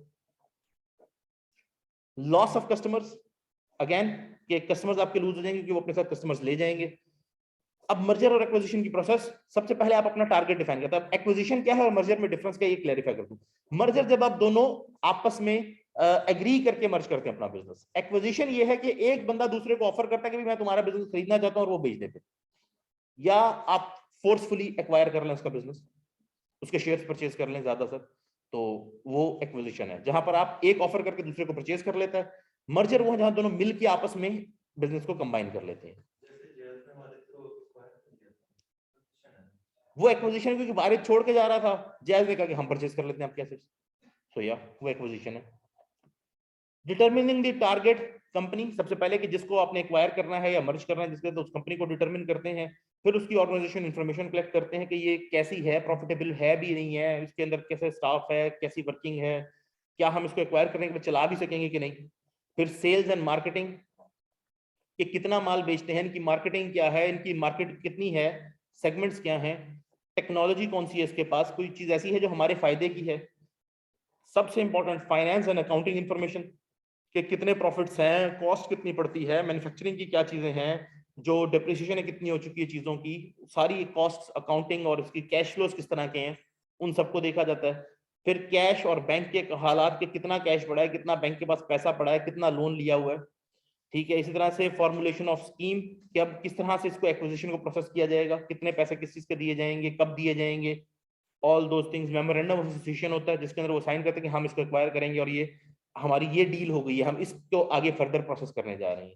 सर वो क्या जैसे मतलब इसमें पेरेंट कंपनी एक होती है और उसके नीचे सब ब्रांडिंग में चीजें बिक रही हो, जैसे मोबाइल फोन में, या फॉर एग्जांपल जैसे ओप्पो है फिर उसके नीचे शायद दो तीन और उसके तो ब्रांड हो गया ना, एक कंपनी के ही अपने ब्रांड हो गए। अगेन इसमें दो मॉडल्स हो सकते हैं, एक तो जैसे यूनिलीवर है, यूनिलीवर एक मेजर ब्रांड है और उसके अंडर वो कभी भी यूनिलीवर के नाम से चीजें नहीं बेचते, वो बेच रहे होंगे लेट्स सपोज, अब यूनिलीवर क्या बेचता है, लिप्टन या कुछ और बेचता है, let's suppose Head and Shoulder बेच रहा है या कोई क्रीम बेच रहा है, Nivea XYZ, Procter and Gamble हो गया, पीएनजी हो गया लेट्स सपोज, ठीक है, पीएनजी मोटीन बेच रहा है लेट्स सपोज, साथ में सेफगार्ड सोप भी बेच रहा है, साथ में वो कोई let's suppose polish, shoe polish भी बेच रहा होगा, लेट्स सपोज एग्जांपल दे रहा हूं मैं आपको एग्जांपल, ठीक है, पैम्पर्स भी बेच रहा है साथ में वो लेट्स सपोज कोई एक और चीज भी बेच रहा है, मतलब 50 कोलगेट भी बेच रहा है, ठीक है। अब दो शैम्पू भी बेच रहा है, लेट्स सपोज कि वो पेंटीन भी बेच रहा है, वो हेड एंड शोल्डर्स भी बेच रहा है, साथ में मतलब वो ट्रेसेमे भी बेच रहा है, यूनिलीवर के अभी एग्जांपल मैं दे रहा हूं कि वो ट्रेसेमे भी बेच रहा है, साथ में दो शैम्पू ब्लैक बॉय भी बेच रहा है, कोई और शैम्पू भी बेच रहा है, ठीक है। वो एक कंपनी डिफरेंट ब्रांड से चीजें बेच रही है, वो कंपनी एक ही है, ठीक है। दूसरा मॉडल ये है कि कंपनी एक है जिसने आगे फर्दर कंपनीज एक्वायर की हुई है, या नई कंपनीज और बनाई हुई है जो उसकी सब्सिडरीज हैं, इनको हम कहते हैं सब्सिडरीज। वो आगे कोई चीज बेच रही हैं, वो सब्सिडरीज हैं उसकी, मतलब वो कंपनी का पार्ट भी नहीं है, किसी कंपनी का हिस्सा हो, इस कंपनी की ने उसके शेयर ओन किए हुए हैं, ये कंपनी उस कंपनी को ओन करती है और ये वो कंपनी इस कंपनी की सब्सिडरी है, ठीक है। इसकी पाकिस्तान में कोई एग्जांपल ऐसा अभी मुझे याद नहीं आ रही। इसमें ऑटोमोबाइल सेक्टर में जैसे वॉक्सवैगन है जो, वो बहुत सारी वॉल्क्सवैगन ने क्या,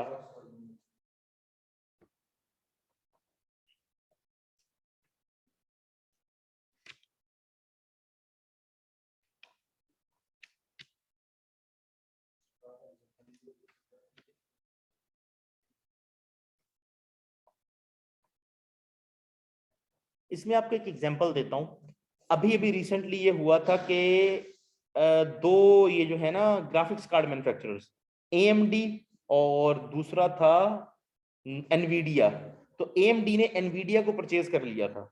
हालांकि दोनों ग्राफिक्स कार्ड मैन्युफैक्चरर, AMD ने जब एनवीडिया को परचेज कर लिया तो वो एक बड़ी ग्राफिक्स कार्ड मैन्युफैक्चरर कंपनी बन गई लेट्स सपोज, ठीक है। तो जो दूसरी कंपनी अगर उसने उसको मर्ज नहीं किया, सिर्फ उसके शेयर्स परचेज करके अपने पास रख लिए, तो वो इन दैट केस उसकी सब्सिडरी बन जाएगी। अगर उसको मर्ज कर लिया है अपने अंदर, देन वो उसका एक मर्जर हो गया, प्रॉपर मर्जर, वो एक कंपनी बन जाएगी नहीं। So this might be an example, लेकिन अभी मैं इसके ऊपर एग्जांपल सोचने बैठूंगा तो फिर ये डिले हो जाएगा, मैं इसको कंप्लीट करता जाऊं। आपको कोई एग्जांपल आती है माइंड में तो मुझे शेयर कर दें।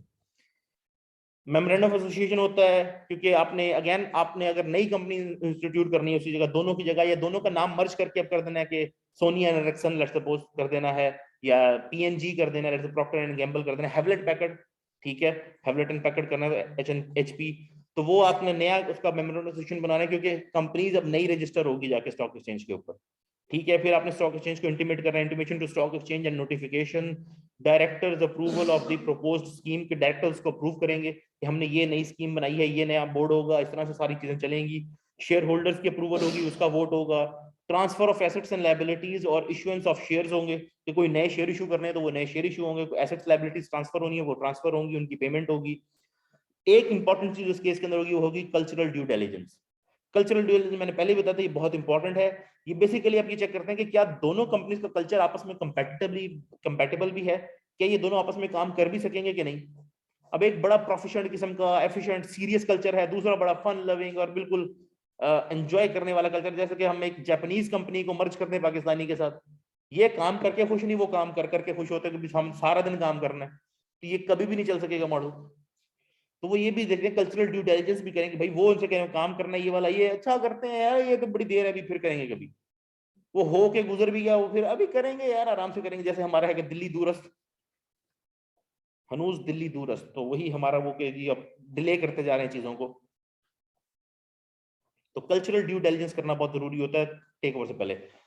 अब एक इंपॉर्टेंट चीज के, जब टेक ओवर होता है एक, ठीक है, तो टेक ओवर के अंदर अब ये टेक ओवर की बात हो रही है, टेक ओवर या जिसे हम कहते हैं कि हॉस्टाइल टेक ओवर, कि किसी और कंपनी ने आपकी कंपनी एक्वायर करने की कोशिश की है कि जी हम इसको खरीद लें, तो उसके लिए कुछ एंटी टेक ओवर टूल्स होते हैं, टेक्निक्स होती हैं जिनको हम यूज कर सकते हैं, तो उनको एक बार डिस्कस कर लेते हैं।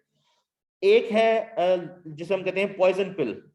ये बेसिक इसका लिटरल मीनिंग जो होता था वो पॉइजन पिल वाला होता है, जैसे वो वर्ल्ड वॉर 2 के अंदर के जो जासूस होते थे उनको एक वो पॉइजन पिल, आपने अक्सर मूवीज में देखा होगा वो WW7 के अंदर, कि जैसे ही वो पकड़ने पहुंचता था वो गोली खोल के खा लेता था फौरन ही, ताकि वो मुझसे कुछ पूछ ना सकें कि मुझे क्या पता है या मैंने क्या उसके अंदर डाइवल्ज की है चीजें। तो अक्सर जासूसों के पास इस तरह की पॉइजन पिल्स होती हैं।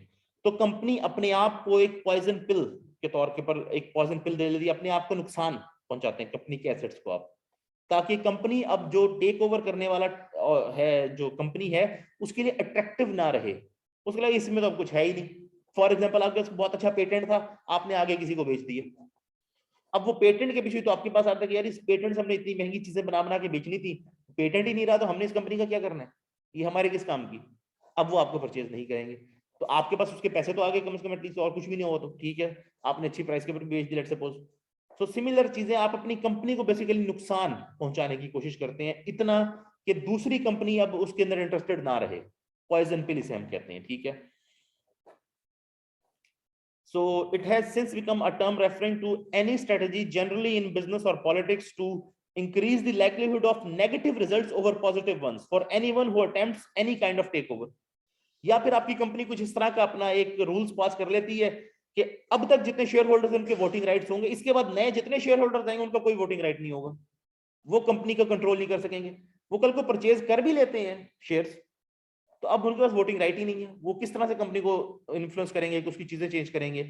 या फिर कंपनी के पास जो प्रॉफिट्स है उन्होंने डिस्ट्रीब्यूट कर दिए, जो उनके पास ज्यादा एसेट्स है अब हल्की फुल्की चीजें रखी हुई है उन्होंने, या अब रेंटेड चीजें रखी हुई है, उसके ऊपर वो देख रहा है कि यार इसके तो फायदा ही कोई नहीं कंपनी को लेने का, तो कंपनी अपने की एसेट्स के डिस्पोज ऑफ भी कर सकती है, कुछ भी इस तरह की स्ट्रेटजी लगा सकती है जिससे वो एक नेगेटिव इफेक्ट ज्यादा हो कि खरीदने वाले को नुकसान और उल्टा फायदा होने की, तो डेफिनेटली खरीदने वाला नहीं खरीदेगा इस कंपनी को।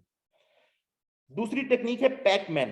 अब पैकमैन डिफेंस से हम कहा जाता है, ये अगर आपने वो पैकमैन गेम किसी ने खेली हुई है तो वो जो होता था ना, वो पैकमैन मुड़ के ना जब उसके पीछे गोश्त आता था उस गोश्त को खा जाता था, this was the Pac-Man game. तो पैकमैन का बेसिकली मतलब ये है कि आप हॉस्टाइल टेक ओवर को टेक ओवर कर लें, जिसका आपको पता चले कि ये आपको खरीदने जा रहा है, आप पहले जाके उस कंपनी को खरीद लें, ठीक है। The Pacman defence is the defence option to stave off a hostile takeover. It is when a company that is under a hostile takeover acquires its would be buyer, कि जो उसको खरीदना चाह रहा है वो उसी को खरीद ले, ठीक है।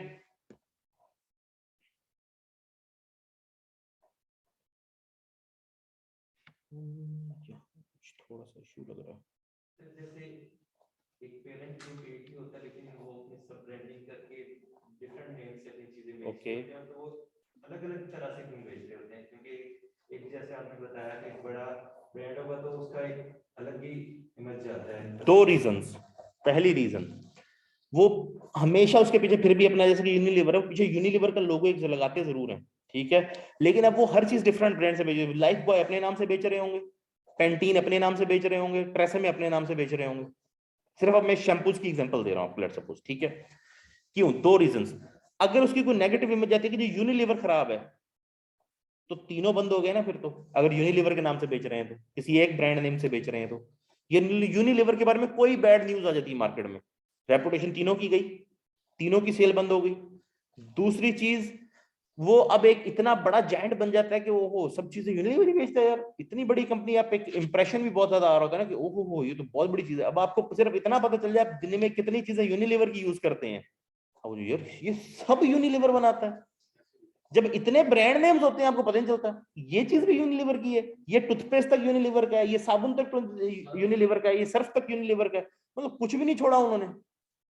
और दूसरी चीज, कभी यूनिलीवर की किसी एक ब्रांड की बदनामी हो जाए तो बाकी ब्रांड इफेक्ट नहीं होंगे, उनकी सेल चलती रहेगी, सिर्फ उस एक ब्रांड की सेल को इफेक्ट पड़ेगा। तो ये एक बड़ा फैक्टर है कि आपके उस ब्रांड से ज्यादा बाकी को इफेक्ट नहीं होगा। और अगेन रेपुटेशन आ जाती है, न्यूज आ जाती है मार्केट के अंदर कि इसके अंदर कुछ मिलावट है, जैसे कि मैकडोनल्ड्स के साथ कि जी ये तो बीफ बेचते हैं इंडिया के अंदर, तो बड़ा मसला खड़ा हो गया, इंडिया के अंदर मैकडोनल्ड बंद हो गए थे, वहां बीफ आप नहीं बेच सकते।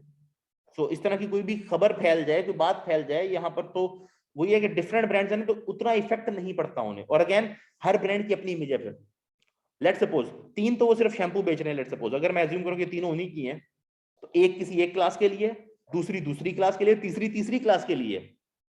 अब लाइफ बॉय आज जाके लाइफ बॉय बनाइए, वरना जिस जमाने का मुझे लाइफ बॉय याद है, ये सबसे सस्ता साबुन होता था लाल रंग का, वो सिंपल सा, जो सबसे चीप, सबसे लोग गरीब तरीन बंदे ने खरीदना होता था। आज तो वो आपको महंगे वाली कैटेगरी में मिलता है ना, वो अब वो उस कैटेगरी में पहुंच गए, तो वो उसको टारगेट करने के लिए बना हुआ था। तो अगर वही लाइफ बॉय के नाम से वो एक हाई क्वालिटी डव, अब डव भी यही बेचते हैं यूनिलीवर, अब डव और लाइफ बॉय एक नाम से बेचना शुरू कर दें।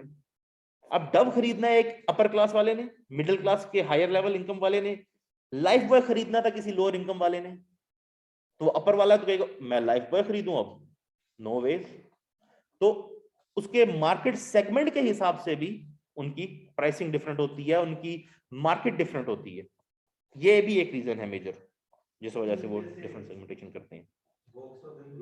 बाकी सब ठीक है, ये बाकी सारे तुम्हें दिल में बहुत गालियां दे रहे होंगे अभी। सर उसके अंदर 10 कंपनियां आती हैं और वो सर आपस में compete करती हैं, जैसे ऑडी, बेंटली, पोर्श। यार वो और चीज है, वो भी समझा देता हूं आपको। वो केस ये है कि जी एक कंपनी उसके पास पांच फालतू, उसने जाके दूसरी परचेज कर ली, दूसरी क्राइसिस में थी, तीसरी जब क्राइसिस में उसने वो भी परचेज कर ली, वो सारी इकट्ठी। अब ये ऑडी क्या है? ऑडी ऑटो यूनियन है।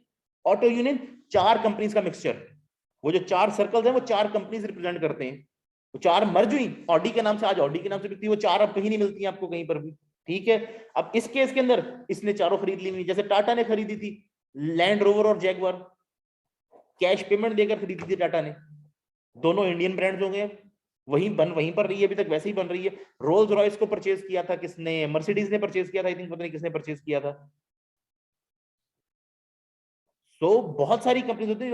अगेन वो ब्रांड ऐसा है कि उसको वो चेंज नहीं करना चाहते, वो ऑलरेडी बड़ा पॉपुलर ब्रांड है। अब वो जैगवार का क्या नाम टाटा रख देंगे, अब वो जैगवार के नाम से बिक रही है।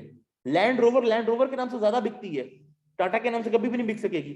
तो वो इसलिए परचेज कर लेते हैं, उनके गवर्नमेंट, उनके पास बिजनेस में पैसे पड़े हैं, वो जाकर बिजनेस में इन्वेस्ट कर देते हैं। अब वो आपस में कंपीट करें, उनको क्या इशू है? कंपटीशन से मैंने आपको पहले बताया कि आपकी एफिशिएंसी बढ़ती है। अब वो हर कोई कोशिश करेगा अपनी कॉस्ट कम करने की, बिजनेस को तो फायदा ही है ना उनके कॉस्ट कम करने से, नुकसान तो नहीं है। बाकी जहां कहीं होने लगेगा वो आपस में ऑटोमेटिकली। अब अगेन एक और रीजन भी है इसका, सबके बोर्ड ऑफ डायरेक्टर्स डिफरेंट होंगे। ये तो नहीं होगा ना कि उन 10 की 10 कंपनीज के बोर्ड ऑफ डायरेक्टर्स 100% सेम हो। सबके बोर्ड ऑफ डायरेक्टर्स डिफरेंट होंगे, सबके अपने अपने ऑब्जेक्टिव्स होंगे, सब अपने हिसाब से चला रहे होंगे उन्हें।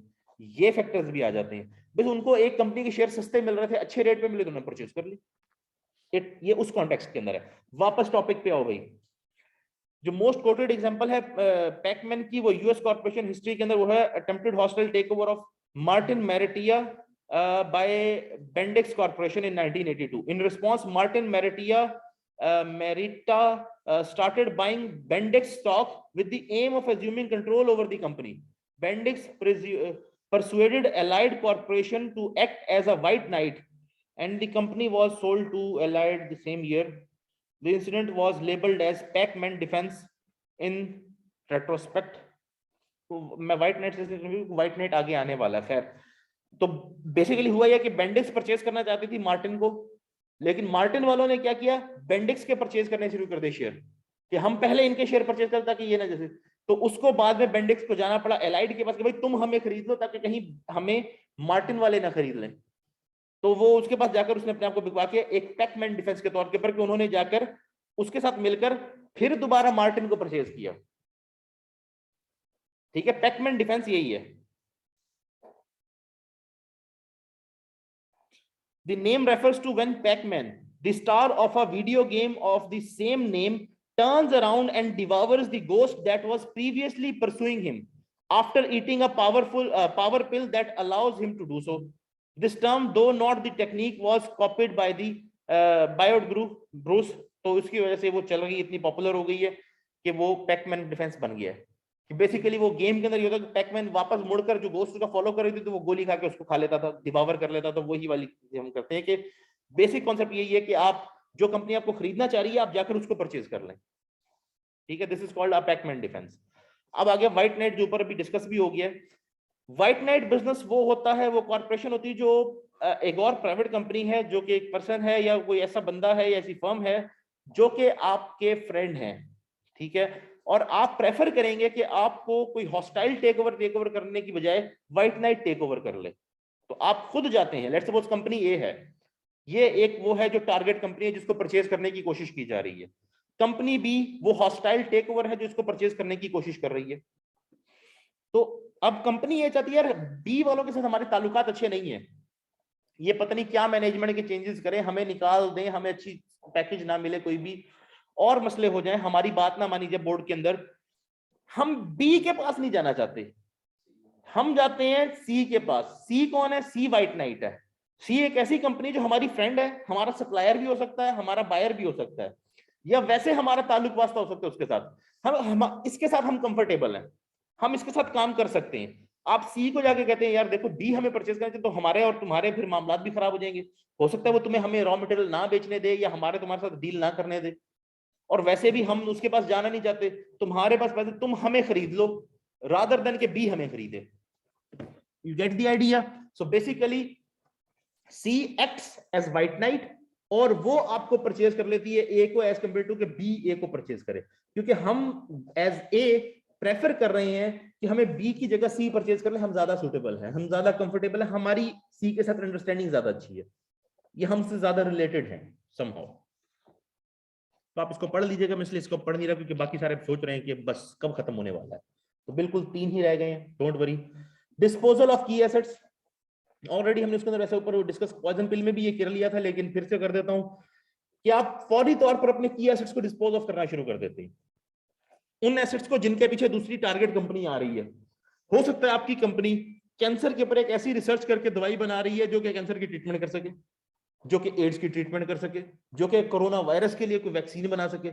अब इसलिए वो दूसरी कंपनी आपको परचेज करना चाह रही है क्योंकि इस एसेट की वजह से आप बहुत उसके लिए पॉपुलर है कि यार ये बन गई तो ये तो बहुत पैसे आएंगे इससे, तो आप उसी चीज को डिस्पोज ऑफ कर देते हैं, आप बेच देते हैं, या अपने की एसेट्स को, अपनी मशीनरी, अपनी मेजर चीज, अपने मेजर एसेट्स को बेच के पैसे शेयर होल्डर्स में डिस्ट्रीब्यूट कर देते हैं पहले।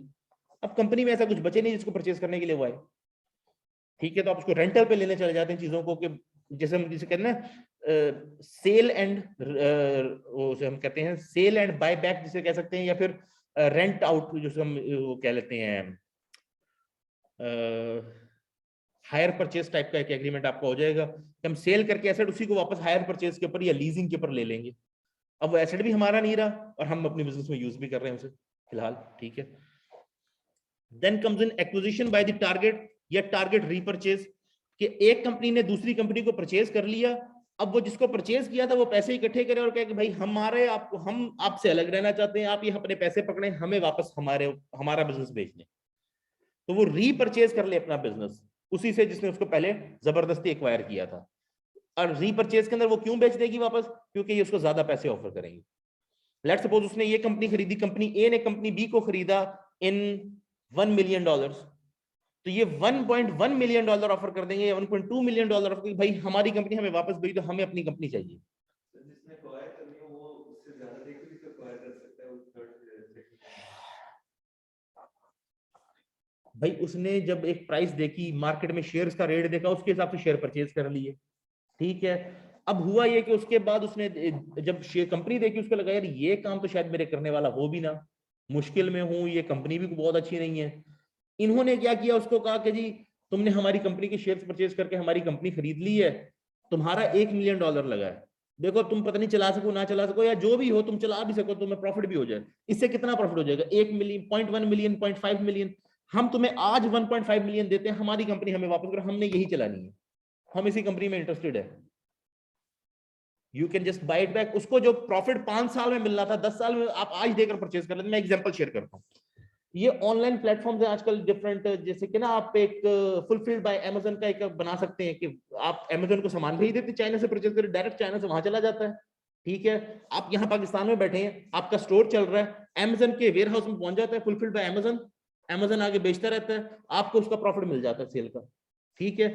ये पहले, अब पाकिस्तानी क्या करें इसके ऊपर, वो बनाते हैं ऐसा स्टोर या ऐसा स्पॉटिफाई का अकाउंट या जो सॉफ्टवेयर हैं ऐसे बहुत सारे बना लेते हैं, फिर उसको सेल के लिए लगा देते हैं, ऑनलाइन वेबसाइट्स पड़े उन पर सेल पे लगा देंगे, जी हमारा ये दराज का अकाउंट है, हमारा ये यूट्यूब चैनल है, ये इतनी उसकी मंथली इनकम है। क्या करेंगे, अगले 3 साल की इनकम के अगेंस्ट उसको बेच देंगे आपको। आप आज अगले 3 साल की उसकी इनकम जो होनी है वो पे करें और खरीद लें,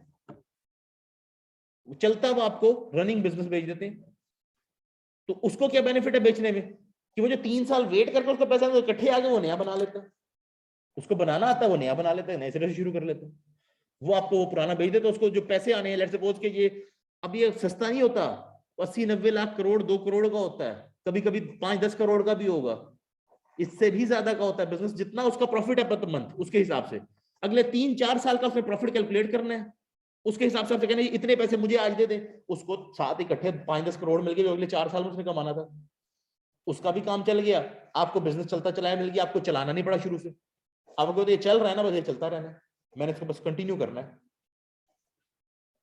समथिंग लाइक दैट। ठीक है, पॉलिटिक्स, अब इस मामले में लास्ट पॉइंट है पॉलिटिक्स, कि फिर आप पॉलिटिशियंस को इन्वॉल्व करते हैं, पॉलिटिक्स को इन्वॉल्व करते हैं, कंट्रीज की बात करने लग जाते हैं। आप कहते हैं यार इस टेक ओवर को रोकने के लिए क्या किया जाए, जैसे कि आज 5G नहीं आना चाहिए चाइना का कहीं पर भी, अमेरिकन ने जहां पॉसिबल हुआ जी 5G रोको, चाइना का 5G रोको, हवावे रोको, क्यों, अमेरिकन टेक जेंस ने कहा भाई ये देखें ये तो आपका सारा सेंसिटिव डाटा सारी चीजें 5G पे जाएंगी, ये तो ले जाएंगे, ओहो ये तो ले जाएंगे, वाकई ले जाएंगे, चाइनीज के पास पहुंच जाएगी सारी सेंसिटिव इन्फॉर्मेशन। नहीं जी नहीं, अमेरिका में 5G नहीं लगेगा, ऑस्ट्रेलियंस को कहा तुम भी 5G ना लगाओ, ब्रिटिश को कहा तुम भी 5G ना लगाओ चाइना का। तो पॉलिटिकल मूव्स, जैसे चीन और वो अमेरिका का हुआ था, तो वो गूगल ने अपनी स्पोर्ट्स हुआवे, या ठीक है, इसी तरह से अमेरिका ने कनाडा को कह के हवावे की जो चीफ फाइनेंशियल ऑफिसर थी उसको कनाडा के अंदर डिपोर्ट करा लिया था, रोक लिया था, उसको नहीं जाने दिया चाइना। वो 2 साल तक, साल 1.5-2 तक वो कनाडा के अंदर वहां पर रही है। उसके बाद कहीं चाइनीज ने 2 बंदे पकड़े हुए थे, उसके अगेंस्ट उसको सेटल करके उन्होंने एक्सचेंज करवाया। तो political move, companies political move के जहां वो देख रहे हैं कि हाँ पॉलिटिकल लेवरेज मिल सकती है, हमारा कोई ताल्लुक भी, हमने किसी कंपनी को फंडिंग भी की हुई है किसी पार्टी को इलेक्शन के लिए, वो पहुंच जाते हैं जी देखें ये मसला हो जाएगा, आप इसके बारे में हल करिए, तो चाइनीज आके कैप्चर कर लेंगे आपकी पूरी इकोनॉमी को, चाइनीज के पास सारा डाटा पहुंच जाएगा। तो इस तरह से डरावे पहले जापान के देते रहे हैं, पहले रशिया के देते रहे हैं, अब चाइना के देते हैं। आप देख लें वॉर और टेरर खत्म हो गई है, दुनिया से टेररिज्म खत्म हो गया, लेकिन अमेरिका ने पिछले 5 साल के अंदर बोला वॉर एंड टेरर, उन्होंने तो वो चाइना चाइना ईस्ट चाइना सी, साउथ चाइना सी सॉरी, वो उधर चल रहे हैं कि हमारा बिजनेस वहां जा रहा है, हमारे पैसे वहां जा रहे हैं। सो वो उसी को लाइन को टो कर रहे थे जो उसके वक्त उनकी कॉर्पोरेशन को चला रही होती है कि जी हमारा तो ये देखिए बिजनेस जा रहा है, हमारा नुकसान हो रहा है। ट्रंप ने जब से शुरू किया था कि जी बस ये चाइनीज हमारा बिजनेस लेकर जा रहे हैं। सो similar example, the 2 good examples would make you understand how this system works. DWP, Middle East based port company, acquired the management of some US ports after successful bidding.